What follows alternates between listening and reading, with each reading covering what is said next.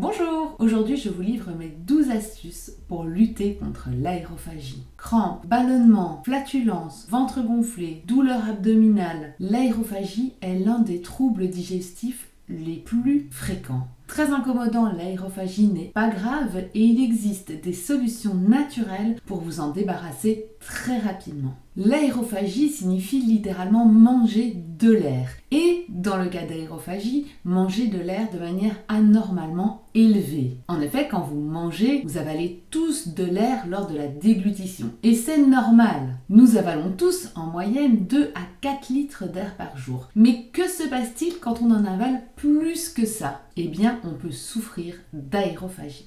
Dans ce cas, la quantité d'air se trouvant dans l'intestin dépasse largement ces normes. Quelles sont les conséquences de cet excès d'air dans les intestins? Des ballonnements, des éructations, des flatulences et également des crampes abdominales. Comme je vous le disais, les crises d'aérophagie peuvent être très incommodantes, très douloureuses, mais sont toujours bénignes. On restera quand même prudent parce que l'aérophagie peut parfois être la manifestation d'une pathologie plus importante, comme par exemple une occlusion intestinale. Donc il faut rester vigilant que si c'est une simple crise d'aérophagie, pas de problème, ce n'est pas grave. Par contre, si l'aérophagie est la conséquence d'une autre pathologie, il faut toujours de toute façon vous référer à un médecin.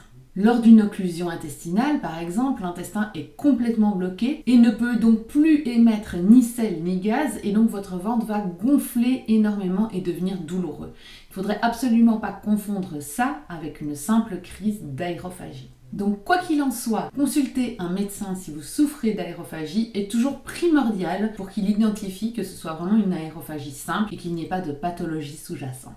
J'en viens tout de suite avec mes 12 astuces pour lutter contre l'aérophagie. Et vous allez voir, d'habitude je ne parle que des huiles essentielles. Ici on va aborder des huiles essentielles, mais aussi de la gémothérapie et plein d'autres outils qui peuvent nous aider à lutter contre les crises d'aérophagie. Je vous en livre 12, à vous de faire le choix dans celles que vous trouverez les plus intéressantes à mettre en œuvre. Première astuce que je vais vous donner, ça semble évident, mais c'est d'éviter tout ce qui vous fait avaler de l'air. Donc évitez les boissons gazeuses, évitez les chewing-gums, évitez de manger sur un coin de table très rapidement de manière pressée parce que vous allez avaler beaucoup plus d'air. Évitez de parler en mangeant. Chez les enfants, évitez de sucer le pouce. Sachez que chez certaines personnes, manger des aliments fermentés peut créer des crises d'aérophagie, donc comme le chou, le brocoli, des légumineuses. Consommer des féculents comme des pâtes, du riz peut entraîner des crises d'aérophagie. Et bien sûr, notre alimentation qui est très malsaine avec une consommation importante de fritures, de pâtisseries, de gras, de sucre peut bien sûr déstabiliser notre flore intestinale et créer de l'aérophagie. Donc vous voyez, la première chose, c'est déjà de mettre en place des règles d'hygiène beaucoup plus saines. Le deuxième conseil que je vais vous donner pour lutter contre l'aérophagie, c'est tout simplement de vous mettre à la pratique d'une activité sportive. Ça a l'air bête, mais quand vous faites du sport, vos intestins bougent. Et si vos intestins bougent, ce qui est à l'intérieur de vos intestins bouge, et donc vous expulsez plus facilement tout le gaz qui pourrait s'y trouver. Ça marche aussi bien quand vous souffrez de constipation. Le fait de bouger va vous permettre de lutter contre la constipation. La sédentarité est vraiment l'ennemi de nos intestins. Donc aidez-le à bouger, à se mettre en mouvement, en marchant simplement, en faisant du yoga, une activité sportive, ce que vous voulez, mais bougez. Le troisième conseil que je vais vous donner, qui est toujours associé à une bonne hygiène de vie, c'est de manger des fibres insolubles. Les fibres insolubles vont pouvoir accélérer votre transit et diminuer les crises d'aérophagie. Alors quelles sont ces fibres insolubles? Les noix par exemple, les amandes, les céréales complètes, le son de blé, les graines de lin, le boulgour, l'épeautre, tout ceci devrait être ajouté à votre alimentation. Ma quatrième astuce est de fractionner votre alimentation. Mangez moins, mais mangez plus souvent. Ça ne sert à rien de faire un très grand repas gigantesque où le ventre est complètement tendu, les intestins ont du mal à réagir. Mieux vaut manger 3 fois par jour ou 4 fois par jour des quantités raisonnables.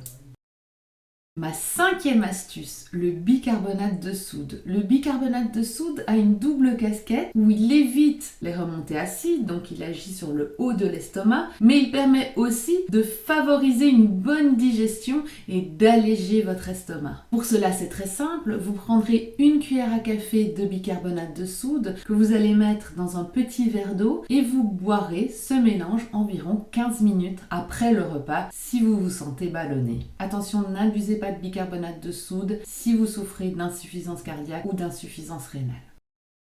Ma sixième astuce, le charbon végétal. Le charbon végétal est utilisé depuis la nuit des temps. Déjà Hippocrate l'utilisait pour purifier l'eau. Eh bien, le charbon végétal est capable de fixer 100 fois son volume de gaz. Donc vous pouvez avaler du charbon végétal, une quantité comprise entre 500 mg et 1 g jusqu'à 4 fois par jour. Et tous les excès de gaz que vous aurez dans les intestins vont aller se fixer sur le charbon pour être éliminés. Attention toutefois que le charbon végétal fixe l'excès de gaz, mais qu'il est aussi capable de fixer par exemple vos médicaments. Et donc il faudra faire attention d'attendre au moins 1 heure entre la prise de charbon végétal et de votre médicament. S'il fixe votre médicament ne sera plus actif et sera éliminé par vos intestins. Et ça peut être dramatique pour des médicaments qui sont importants pour le cœur, pour l'épilepsie, mais aussi tout simplement pour la pilule contraceptive. Une jeune fille qui prend la pilule contraceptive et qui se sent ballonnée, qui dit je vais prendre quelques capsules de charbon végétal pour me sentir moins ballonnée, la pilule contraceptive va aller se fixer sur le charbon végétal et ne sera plus efficace avec les conséquences que vous imaginez.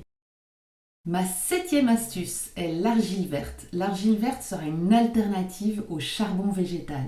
L'argile verte, tout comme le charbon végétal, auront des propriétés d'absorption des gaz intestinaux. Et l'argile verte va donc pouvoir fixer ces gaz intestinaux pour les éliminer. On en prendra également une cuillère à café qu'on mettra dans un verre d'eau. On attendra pendant 2 heures et on boira le surnageant. Attention quand vous remuez dans de l'argile de ne pas utiliser une cuillère métallique. Il faut toujours utiliser une cuillère en bois. Tout comme pour le charbon végétal, pour éviter de diminuer l'efficacité des médicaments, on attendra toujours 1 heure entre la prise d'argile et de médicaments. La 8e astuce que je voulais vous donner est la prise de probiotiques. Les probiotiques sont indispensables pour que vos intestins soient en bonne santé. Et donc si vous voulez lutter contre les ballonnements, les douleurs, les flatulences, eh bien les bonnes bactéries de vos intestins seront vos puissantes alliées. Nos habitudes alimentaires et l'alimentation hyper industrialisée, avec une diminution de plus en plus importante de fruits et de légumes que nous consommons par jour, et même les fruits et les légumes que nous consommons aujourd'hui n'ont pas la même qualité nutritive que ce que consommaient nos grands-parents, fait que notre flore intestinale avait vraiment besoin d'être nourrie, d'être réensemencée de manière beaucoup plus importante. Et c'est la raison pour laquelle, même quand on est en bonne santé, une cure de probiotiques au moins 2 à 3 fois par an est plus que nécessaire. Encore plus si vous avez consommé des antibiotiques. Les probiotiques vont réguler votre flore intestinale et lutter efficacement contre les ballonnements. On arrive aux huiles essentielles, toujours le meilleur pour la fin. La 9e astuce dont je voulais vous parler, une huile essentielle extraordinaire, c'est l'huile essentielle de menthe poivrée. L'huile essentielle de menthe poivrée a un tropisme vraiment très intéressant sur la digestion et va vraiment faire en sorte d'alléger tout votre système digestif. Donc que vous souffriez de problèmes d'acidité, de problèmes de ballonnement, de crampes intestinales, la menthe poivrée est efficace contre tout. Imaginons, vous mangez un repas beaucoup trop copieux, vous sentez votre estomac très tendu, vous vous sentez pas bien. Eh bien, ma petite astuce, une goutte de menthe poivrée à avaler directement et tout va devenir tout à fait léger. Elle va pouvoir soulager les douleurs liées au ballonnement, mais également libérer notre corps de ces gaz intestinaux. Elle est également antispasmodique, donc va pouvoir lever les spasmes intestinaux. Si vous voulez lutter contre l'acidité, évitez de mettre une goutte de menthe poivrée dans du miel ou sur du sucre, puisque le sucre est acidifiant de l'organisme. Donc d'un côté, vous allez prendre la menthe poivrée pour désacidifier, et de l'autre côté, du sucre qui est acidifiant. Donc soit vous la prenez pure, soit si c'est vraiment trop puissant, vous en mettez une goutte dans une cuillère à café d'huile végétale ou sur un comprimé neutre et vous l'avalez. Et vous pourrez refaire ça 3 à 4 fois par jour sans aucun problème sur une courte période. Cette huile essentielle magique est malheureusement interdite chez la femme enceinte, chez l'enfant et chez l'épileptique. Si l'amande poivrée vous est contre-indiquée, on en vient à ma 10e astuce, qui est l'huile essentielle de romarin à verbenone. L'huile essentielle de romarin à verbenone a également un bon tropisme digestif avec une action puissante sur mon foie sans les contre-indications de l'amande poivrée. Elle a un effet antispasmodique intéressant pour lutter contre la douleur que je ressens au niveau des intestins, mais a également un effet anti-ballonnement très intéressant.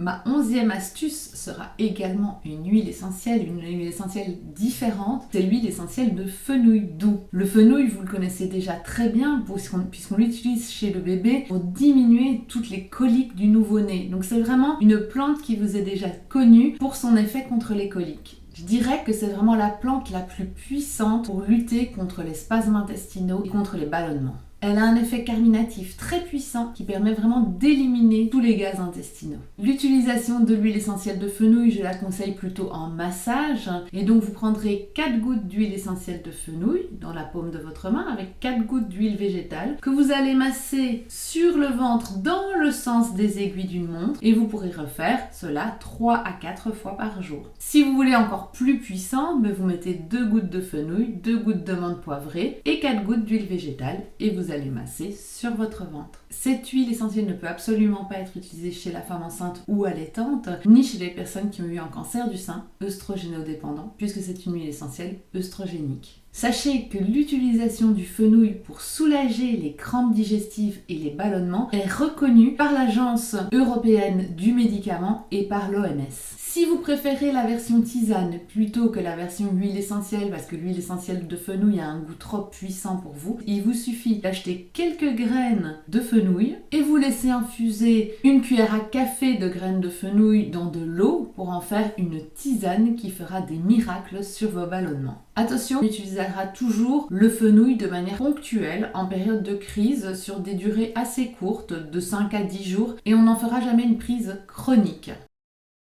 Et ma 12e astuce, parce que vous savez que j'adore la Gémeaux et que l'aroma et la Gémeaux agissent en synergie de manière extraordinaire, ce sera de la gémothérapie et je vais vous parler du bourgeon de noyer. Le bourgeon de noyer, c'est vraiment le bourgeon de mes flores, mais de toutes les flores de mon corps. Je vous ai parlé avec les probiotiques de l'importance d'une bonne flore intestinale. Et bien en gémothérapie, c'est le noyer qui va me donner une superbe flore intestinale, mais pas que. Dans notre cas, aujourd'hui, ce qui nous intéresse, c'est la flore intestinale, mais si vous avez des problèmes de mycose vaginale, ça va aussi renforcer votre flore vaginale. Si vous avez des problèmes d'eczéma, le noyer va renforcer votre flore cutanée. Le noyer, en favorisant une bonne flore intestinale, va aussi nous aider à lutter contre toutes les parasitoses intestinales. Comment l'utiliser? Je vous conseille de commencer avec 5 gouttes le soir, car une trop grande dose de noyer peut entraîner de la constipation. Donc on va augmenter les doses vraiment progressivement. Donc dans un premier temps, 5 gouttes le soir au coucher, hors des repas. Vous allez faire une cure de 3 semaines. Vous allez arrêter une semaine et si nécessaire, vous pourrez recommencer encore 3 semaines.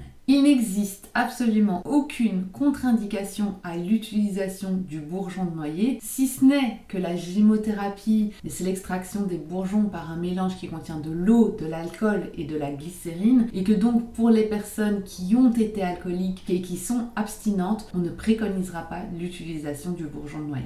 Attention que chez certaines personnes, les ballonnements peuvent être liés à une intolérance, que ce soit au lactose ou au gluten. Donc quand on parle de ballonnement, ces deux pistes sont également à aller explorer. J'espère que ces quelques conseils vous auront été utiles. N'hésitez pas à piocher dans les 12 astuces que je vous ai données ce qui vous parle le plus et j'espère que ça pourra vous aider. Je vous souhaite une belle journée aromatique. Si cette vidéo t'a plu, je t'invite à me laisser un commentaire et je te donne rendez-vous dans 15 jours pour une nouvelle vidéo. Si tu veux en apprendre plus sur les huiles essentielles et les utiliser dans ton quotidien, pense à cliquer sur le bouton s'abonner puis sur la petite cloche pour être notifié dès que je mets une nouvelle vidéo en ligne. Et c'est parti pour la transformation. Je termine avec un cadeau d'accueil. Tu recevras aujourd'hui ton guide qui te livrera les 9 erreurs à éviter lorsque tu utilises les huiles essentielles. Tu trouveras le lien pour télécharger ce guide juste en dessous de cette vidéo. Je te souhaite une belle journée aromatique.